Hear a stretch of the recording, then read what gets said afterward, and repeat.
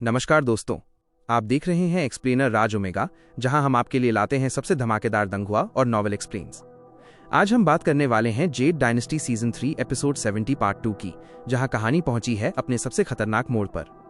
Ghost ली, लू शुएकी और लिन जिंगयू की टकराहट और रहस्यमयी जू शियान तलवार का सच, ये सब हम इस एपिसोड में विस्तार से समझेंगे। जिसने भी पिछला पार्ट नहीं देखा जाके देखो, मैं ऊपर आई बटन में दे दूंगा और डिस्क्रिप्शन में भी। तो चलिए दोस्तों, बिना वक्त गंवाए डुबकी लगाते हैं जेड डायनेस्टी की इस अद्भुत और रोमांचक दुनिया में।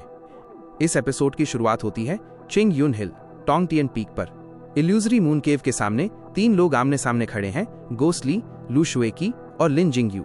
वातावरण बेहद नाजुक और भारी हो चुका है। अचानक सबकी नजरें टिक जाती हैं उस एक तलवार पर, जू शियान।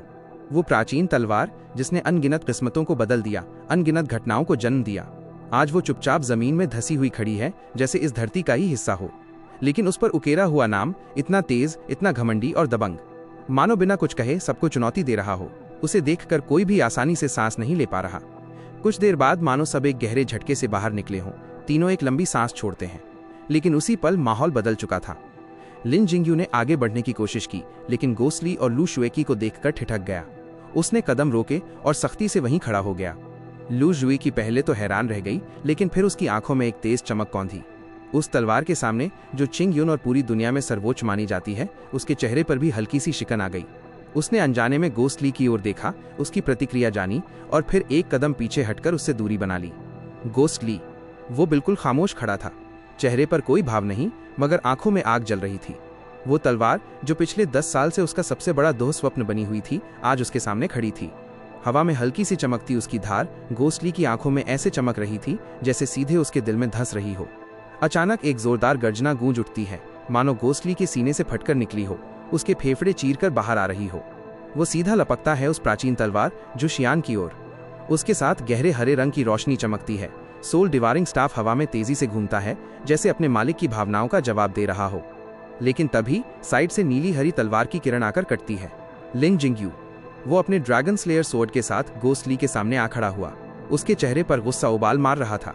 उसकी तलवार की जेड ग्रीन चमक गोस्ट ली की काली हरी चीखती ऊर्जा को जबरदस्ती रोक देती है। हवा में जोरदार टकराव की आवाज गूंजती है। दोनों हथियार टकरा चुके थे। लिन जिंगयू कुछ कहना चाहता था, लेकिन अचानक, भले ही उजली दोपहर थी, गोस्ट ली के हथियार के साथ अचानक दुनिया अंधेरी लगने लगी। हर तरफ भूतों की चीखें गूंज रही थीं। लिन जिंगयू का शरीर मानो किसी मजबूत रस्सी से बांध दिया गया हो। उसके सामने नरक जैसे भयानक दृश्य उभर आए, जो सीधे 9 नरक से आए प्रतीत हो रहे थे। और उसके सामने गोस्ट ली की आंखें फिर से लाल हो चुकी थीं। उसका चेहरा अब इंसान से ज्यादा एक भूत जैसा लग रहा था, खूनी इरादों से भरा हुआ। लिन जिंगयू दहाड़ता है और अपनी नीली हरी तलवार को और तेज करता है। एक रोशनी का धमाका होता है और वो गोस्ट ली के काले धुएं को तोड़ने की कोशिश करता है। लेकिन उसी पल गोस्ट ली मानो पलकों के झपकते ही उसके पास पहुंच जाता है। काली ऊर्जा मानो दानव के पंखों की तरह फैलती है, फिर सिमटती है और फिर से इकट्ठी होकर एक भूतिया हाथ बन जाती है। वो गोस्ट ली को घेरे हुए हर दिशा से ज्वार की तरह उमड़ती है और सीधी उस प्राचीन तलवार जू शियान की ओर बढ़ती है। लिन जिंगयू हवा में पीछे धकेल दिया जाता है। वो बचाव नहीं कर पाता और गुस्से से चिल्लाने ही वाला होता है कि उसी वक्त काली ऊर्जा के बीच एक ठंडी चमक फूटती है, इतनी साफ जैसे शरद ऋतु का पानी, इतनी तेज जैसे बर्फ और बर्फीली तलवार का विस्फोट। बिना आवाज किए वो चमक गोस्ट ली की अंधेरी ऊर्जा को चीर देती है। टियान्या, वो सफेद रोशनी मानो बर्फ का फूल आसमान में खिल उठा हो। जहां भी वो गुजरी, गोस्ट ली की काली ऊर्जा बिखर कर गिर गई। उसने सीधे गोस्ट ली के अंधेरे हमले को रोक दिया। और वहां लू शुएकी खड़ी थी। उसका चेहरा बिल्कुल भावहीन, सुंदर और शांत, लेकिन रंग उड़ चुका था। उसका चेहरा सफेद और बेहद पीला लग रहा था। फिर भी वो पूरी मजबूती से खड़ी थी। गोस्ट ली और जू शियान तलवार के बीच, काली ऊर्जा के बीच, 2 चमकते बिंदु मानो भूतों की आग सीधे लू शुएकी को घूर रहे थे। हर तरफ डरावनी चीखें गूंज रही थीं, गुस्से से भरी हुई, अनियंत्रित। ऐसा लग रहा था जैसे कोई जंगली जानवर अंधेरे में दहाड़ रहा हो। अचानक काली ऊर्जा जमीन से फटकर आसमान तक उठ गई। कुछ ही पलों में वो कई झांग ऊंचाई तक जा पहुंची और उसी अंधेरे में वो 2 भूतिया आग के निशान भी गायब हो गए। लू शुएकी के होंठ हल्के से कांपे, चेहरा अब भी उतना ही पीला और भावहीन, लेकिन उसकी आंखों में एक चमक लगातार जल रही थी। हजारों भावनाएं एक साथ उसके दिल पर टूट पड़ी। फिर भी उसके हाथ में थमी हुई टियान्या तलवार पीछे नहीं हट रही थी। उसके पीछे था वो प्राचीन और मौन जू शियान तलवार, और शायद वही मौन चिंग यून संप्रदाय जिसने उसे पाला था। वो पीछे नहीं हट सकती थी, न तलवार से, न अपने कर्तव्य से। उसने अपनी तलवार आसमान की ओर उठाई, धीरे से वार किया वो वार बर्फ जैसा ठंडा, लेकिन उसमें कहीं न कहीं एक गहरी वीरानी झलक रही थी। अचानक काली ऊर्जा और जोरों से चीख उठी। उस वार की दिशा में एक काली परछाई उभरी। गोस्ट ली। वो अंधेरे से बाहर निकल आया।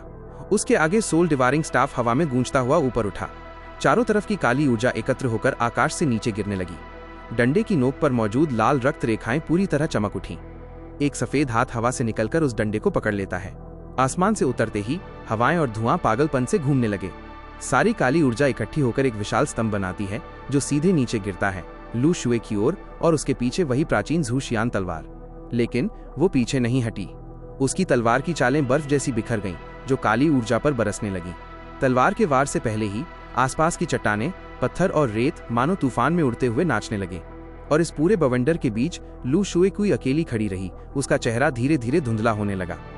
टियान्या और सोल डिवायरिंग दोनों हथियार हवा में भिड़ते, थरथराते, मानो कई साल पहले की वही लड़ाई फिर से जिंदा हो गई हो। लेकिन वक्त हमेशा छोटा होता है। आखिरकार एक भयंकर टकराव हुआ जिसकी गूंज फैल गई चिंग युन इल्यूजरी मून केव तक। हवाएं और धुआं धीरे धीरे शांत हो गए। धूल नीचे बैठ गई, कुछ पत्थर लुढ़कते हुए घास में जा छुपे, और वहीं लू शुए की अब भी खड़ी थी, अपनी जगह से जरा भी नहीं हिली। उसके पीछे प्राचीन झू शियान तलवार अब भी अपनी पुरानी रोशनी बिखेर रही थी, मानो चुपचाप उसे देख रही हो। लेकिन इस बार इस अनुपम सुंदरता की मालिक औरत की आंखों और चेहरे पर सिर्फ थकान थी। ऐसा लग रहा था जैसे अभी अभी किए उस वार ने उसके दिल और शरीर की सारी ताकत निचोड़ ली हो। वो धीरे से सिर झुकाती है, अनमनी सी नजरों से किसी अज्ञात जगह को देखती रहती है। काफी देर बाद वो सिर उठाती है और सामने देखती है। और सामने वो आदमी जो पागलपन की तरह लड़ रहा था, वो आदमी जो लोहे की तरह खामोश था। और अब उसकी आंखों में न गुस्सा था, न नफरत, न ही कोई अपनापन, बस एक खामोशी। इसी पल लू शुए क्यूई कांप उठती है, मानो उसका दिल ही टूट गया हो। उसके सीने में ऐसा दर्द उठता है जैसे दुनिया की सबसे नुकीली सुई उसके दिल के आर पार हो गई हो। उसका चेहरा जो बर्फ जैसा सफेद था, अचानक लाल पड़ गया। उसका शरीर डगमगाया, भौहें सख्त हुईं, होठ भींचे, लेकिन फिर वो आंखें बंद कर झुक गईं। टियान्या तलवार जमीन में धंस गई। उस पर झुककर लू शुए की खड़ी थी। उसके होठों से खून की एक हल्की धारा निकली और सीधे उस शरद ऋतु के पानी जैसी साफ तलवार की धार पर गिर गई। खून की बूंदें तलवार पर ठहरकर कांपी, फिर धीरे धीरे लुढ़क गईं। एक ठंडी हवा अचानक चली। इल्यूजरी मून केव के सामने का सुनसान मैदान मानो उसके साथ कांप उठा। हवा में हल्की सी सिटी जैसी आवाज गूंज रही थी। उसी पल काली ऊर्जा पूरी तरह छट चुकी थी। गोस्टली अब भी ठंडे भाव से वहीं खड़ा था। उसका सोल डिवायरिंग स्टाफ अंधेरे हरे प्रकाश में चमकता हुआ आसमान से गिरा और उसने हाथ बढ़ाकर उसे थाम लिया। गोस्टली ने नजर उठाई तो सामने लू शुए क्यूई थी, लेकिन अब उसके बगल में लिन जिंगयू लौट चुका था। वो फुर्ती से आकर लू शुए की के पास खड़ा हो गया और उस प्राचीन तलवार झू शियान को अपने पीछे सुरक्षित कर लिया। गोस्टली ने बर्फ जैसी ठंडी नजर डाली, पहले लिन जिंगयू पर, फिर लू शुए की पर। ये वही दो लोग थे जो कभी उसकी जिंदगी के सबसे करीबी थे, लेकिन अब उसकी आंखों में वो अजनबियों से ज्यादा कुछ नहीं थे। इस दुनिया में कितने लोग होते हैं जो आखिरी दम तक तुम्हारे साथ रहते हैं? उसके दिल में ये सवाल गूंजा। उसने दांत भींचे, होठों पर एक ठंडी मुस्कान आई, गर्वीली, बेरहम पर अडिग। वो आगे बढ़ा। उसकी आंखों के सामने वही तलवार थी। चाहे उसके सामने गहराई कितनी भी हो, वो कूद पड़ता, क्योंकि ये सिर्फ तलवार नहीं थी, ये उसके 10 सालों का दर्द था, उसके दिल का सबसे गहरा जख्म था। लिन जिंगयू गुस्से से भर उठा। उसकी ड्रैगन स्लेयर सोर्ड फिर से चमक उठी, लेकिन तभी लू शुए क्यूई खड़ी हो गई। चेहरा और भी ज्यादा पीला था, मगर आवाज उतनी ही साफ और सम्मोहक। रुको वहीं गोस्टली। गोस्टली रुक गया। उसने गहरी नजर से लू शुए की को देखा और सख्त स्वर में कहा, सामने से हटो। लू शुए की आंखों में वीरानी थी। उसने कहा, मेरी बात सुनो, चले जाओ और कभी लौटकर मत आना। लिन जिंगयू ने हैरानी से उसकी ओर देखा, कुछ कहना चाहा, लेकिन रुक गया। गोस्टली की आंखों में अविश्वास झलक उठा। वो हंसा और बोला, झू शियान को नष्ट करने दो मुझे, उसके बाद मैं चला जाऊंगा। लू शुए क्यूई ने थके स्वर में सिर हिलाया, मैं ये होने नहीं दूंगी। पहाड़ के सामने से लोग जल्द ही यहाँ आ जाएंगे। तुम्हारे पास अभी वक्त है, निकल जाओ। गोस्टली और लिन जिंगयू दोनों चौंक गए। कानों को ध्यान से लगाया। वाकई दूर से शोर सुनाई दे रहा था। लोग बहस कर रहे थे और धीरे धीरे उनकी ओर बढ़ रहे थे। दरअसल ये अचरज की बात नहीं थी। झू शियान तलवार किंग युन संप्रदाय का सबसे बड़ा खजाना। अगर वो मुख्य युद्ध क्षेत्र में नहीं मिली तो डिसाइपल्स और ग्रैंड डिसाइपल्स जरूर पूरे पहाड़ खंगाल डालेंगे। आवाजें और तेज होती जा रही थीं। गोस्टली का चेहरा और ठंडा हो गया। अचानक वो हंसा और बिना परवाह किए आगे बढ़ा। लू शुए की के चेहरे पर दर्द झलक उठा, लेकिन उसके प्रतिक्रिया देने से पहले ही लिन जिंगयू हवा में छलांग लगा चुका था। उसकी तलवार हवा चीरती हुई गूंजी जैसे कपड़ा फटता है। तलवार की चमक मानो आसमान में तैरते हुए ड्रैगन की तरह मरोड़ खा रही थी। वो पूरी ताकत से गोस्ट ली पर झपटी। गोस्ट ली का चेहरा ठंडा, उसका शरीर मानो किसी छाया की तरह। उसका बायां हाथ उठा, सोल डिवारिंग स्टाफ फिर से उछला और सीधा लिन जिंगयू के सिर पर गिरा। लिन जिंगयू चौंक गया। ये चाल, ये स्टाइल तो बिल्कुल उसी का था। गोस्ट ली ने उसी की तकनीक उसी पर चला दी थी। सामने इतनी प्रचंड वार देखकर भी लिन जिंगयू का अहंकार और मैं ही सही हूं वाला जज्बा और भी भड़क उठा। वो दहाड़ा और तलवार की ताकत और बढ़ा दी। उसने डंडे को नजरअंदाज कर सीधा गोस्ट ली पर वार किया। दोनों की लड़ाई अब मौत तक पहुंच चुकी थी। साइड से खड़ी लू शुए की कांप रही थी, उसकी आंखों में अनजाने में चिंता झलक रही थी। जब लग रहा था कि गोस्ट ली और लिन जिंगयू दोनों एक दूसरे को खत्म कर देंगे, अचानक गोस्ट ली का शरीर धुएं की तरह बिखर गया। लिन जिंगयू की तलवार हवा चीरती हुई निकल गई। पीछे मुड़कर देखा तो गोस्ट ली की काली परछाई सीधा लू एक्यूकी की तरफ बढ़ रही थी। ये कोई साधारण शक्ति नहीं थी, न चिंग यून की, न चेनिन टेम्पल की, न ही ईविल सेक्ट की। ये ताकत उसे टियानशु के तीसरे वॉल्यूम से मिली थी। दुनिया ने जिसे कभी देखा ही नहीं था, आज पहली बार उसने इसे आजमाया और सफल हो गया। लू शुई क्यूआई ने भी पहचान लिया। उसने खुद भी सेलेस्टियल एम्परर ट्रेजरी में गोस्ट ली के साथ वो वॉल्यूम देखा था, पर उसने इसे किसी को नहीं बताया था। अब जब गोस्ट ली ने इसका इस्तेमाल किया, उसका शरीर काला और डरावना नहीं रहा, बल्कि उसकी एनर्जी रंग बदल रही थी, कभी हरा, कभी लाल, कभी सोने सा। चेहरे पर पीड़ा साफ थी, लेकिन ताकत और तेज हो गई थी। गोस्ट ली सीधा लू शुए की ओर बढ़ा। लू शुए क्यूआई ने दांत भींचे और पीछे हटकर जूशियान तलवार को उसके सामने ला दिया। ये देखकर गोस्ट ली खुश हुआ, लेकिन लिन जिंगयू गुस्से से चिल्लाया, लू जूनियर सिस्टर, तुम क्या कर रही हो? लू शुइक्यू ने किसी की नहीं सुनी। उसकी आंखों में हल्की झिझक थी। फिर अचानक उसने टियान्या तलवार घुमाई, पर निशाना घोस्ट ली पर नहीं था, बल्कि जूशियान तलवार के ठीक सामने हवा में। हल्की आवाज हुई। तलवार का वार खाली लग रहा था, लेकिन लू शुए की कांप गई और खून की बौछार हवा में फैल गई। उसी पल गोस्ट ली फिर धुएं में बदल गया। तभी अचानक उसका शरीर सामने आ गिरा। टियान्या तलवार उसके कंधे में धसी थी, लेकिन दर्द को नजरअंदाज करते हुए वो सीधे लू शुए की पर टूट पड़ा। उसकी सोल डिवारिंग स्टाफ की ऑर्ब अब खून लाल हो चुकी थी। इतनी खतरनाक ऊर्जा निकली कि लू शुए की का पूरा खून जैसे उबलने लगा। उसका सिर घूमने लगा, पैर जवाब दे गए और वो जमीन पर गिर पड़ी। गोस्ट ली ने एक लंबी चीख मारी, आंखों में दर्द, दिल में तड़प, लेकिन आखिरी पल पर उसने अपनी स्टाफ का वार मोड़ दिया।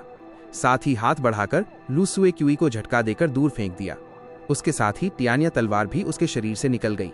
खून फव्वारे की तरह बाहर निकला। हवा में उड़ती हुई लू शुए क्यूई ने एक और खून की उल्टी की।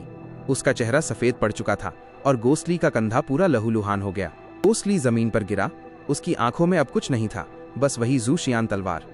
उसका पूरा जिस्म खून से भीग चुका था, आधा शरीर लाल हो गया था, लेकिन जैसे उसे दर्द का एहसास ही नहीं हो रहा था।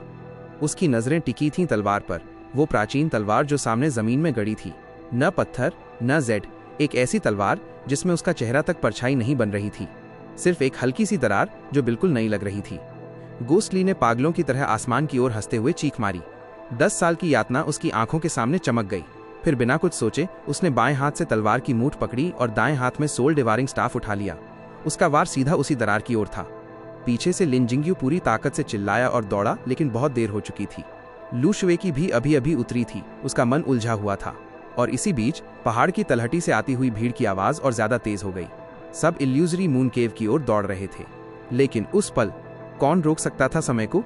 एक पल जो कभी थमता नहीं। सोल डिवारिंग स्टाफ पर हरे नीले अंधेरे की चमक उठी और वो सीधे जूशियान तलवार पर गिरने वाला था। गोस्ट ली का खून उसके हाथ से टपक टपक कर उस तलवार पर गिर रहा था। लेकिन हैरानी ये थी कि खून जमीन पर नहीं गिर रहा था, बल्कि धीरे धीरे तलवार में समा रहा था। उसी पल गोस्ट ली का दिल कांप उठा, जैसे कोई पुरानी याद बिजली की तरह दिमाग में कौंध गई। वो समझ गया, ये तलवार खून सोख रही है, बिल्कुल उसी तरह जैसे उसकी स्टाफ का सिनिस्टर ऑर्ब। गोस्ट ली हक्का बक्का रह गया, लेकिन अब बहुत देर हो चुकी थी। उसका सोल डिवारिंग स्टाफ पहले ही जोर से जूशियन तलवार पर गिर चुका था। तो दोस्तों, अब असली खेल शुरू होने वाला है। जूशियान तलवार जो अब तक एक रहस्य थी, क्या वो गोस्ट ली का खून पीकर अपना असली रूप दिखाएगी, या फिर क्यूइंग यू के मास्टर्स के आने से सब कुछ बदल जाएगा? जानने के लिए बने रहिए अगले एपिसोड में, क्योंकि कहानी अभी और भी ज्यादा खतरनाक मोड़ लेने वाली है।